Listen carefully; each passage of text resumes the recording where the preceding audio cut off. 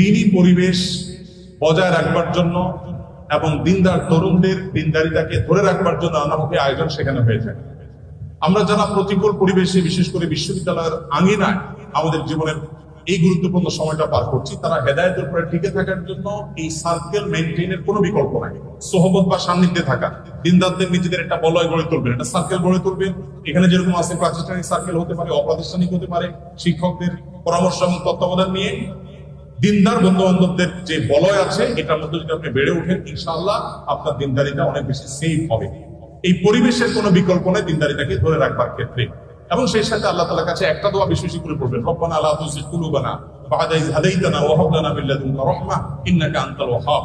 হে আমার রব, আপনি আমাকে হেদায়েত দেওয়ার পর আর হেদায়েত থেকে বিচ্যুত করবেন না। আল্লাহর কাছে এই দোয়াটা বেশি বেশি করবেন। আর সূরা ফাতিহা যখন নামাজের মধ্যে পড়বেন, ইহদিনাস সিরাতাল মুস্তাকিম, তখন অর্থ বুঝে আল্লাহ তাআলার কাছে হেদায়েতের জন্য চেয়ে নেবেন, দোয়া করতে থাকবেন। ইনশাআল্লাহ পরিবেশ এবং আপনার দোয়া